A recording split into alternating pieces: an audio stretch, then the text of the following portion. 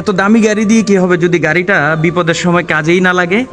তো দর্শক আসসালামু আলাইকুম। আমরা ইতিমধ্যে ত্রাণ সামগ্রী কিছুটা কমপ্লিট করতে পেরেছি আগামীকালকে বিতরণ করার জন্য। তো আমি চেষ্টা করেছি আমার গাড়িতে যতটুকু সম্ভব নিয়ে নিলাম, কালকে ট্রাক বোঝাই করে ইনশাআল্লাহ ত্রাণ সামগ্রী বিতরণ করব। এখানে মাশাআল্লাহ আমরা 100 পিসের মতো 100 পরিবারকে দেওয়ার মতো খাবার রেডি করতে পেরেছি। কারণ আমি রাত 8টার দিকে শুরু করেছি, 11টা 11:30 বেজে গেছে।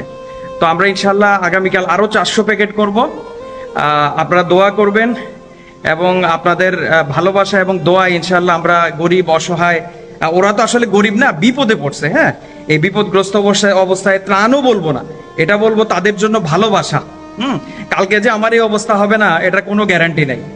তো আমি দামি গাড়ি, দামি ফ্ল্যাট, দামি বাড়িতে থাকলাম, কিন্তু বিপদের মুহূর্তে অ্যাকাউন্টের ভিতরে টাকাগুলো পড়ে থাকলো, বিপদের মুহূর্তে সেগুলো কাজেই না লাগলো। তো এই অ্যাকাউন্টে টাকা, এই গাড়ি, এই বাড়ির দিয়ে কোনো লাভ নাই।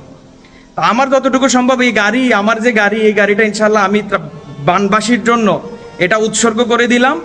এটা দিয়ে যতদিন বন্যা আছে আমার এলাকায় বা আমার যতটুকু সম্ভব আমি এটা দিয়ে এই প্রতিদিন বোঝাই করে করে যতটুকু পারি আমি খাবার দাবার ইনশাল্লাহ তাদের মাঝে নিয়ে যাওয়ার চেষ্টা করব।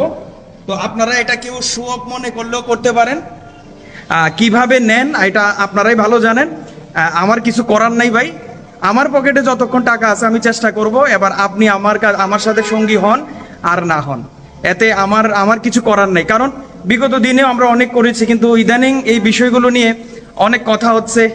তো সেই কথা চিন্তা করে আসলে নিজে মানুষের উপকারে নিজেকে নিয়েও যদি কথাও শুনতে হয়, তাহলে তো এই কথা কি বলবো, বলার আর কোনো ভাষা নাই। তারপরেও বলবো আমার পক্ষে যতটুকু সম্ভব আমি চেষ্টা করছি। আমি আজকে রাত্রে ইনশাল্লাহ কালকের জন্য সকল খাবার রেডি করে দিছি এবং কালকে রাত্রে পরশুদিনের জন্য রেডি করব। যতক্ষণ পারবো আমরা তাদের সাথে আছি। আপনারাও থাকেন আপনাদের নিজ নিজ জায়গা থেকে। আর যদি আমার সাথে সঙ্গী হতে চান অবশ্যই হতে পারেন, কোনো সমস্যা নেই। তো ভালো থাকেন, আসসালামু আলাইকুম।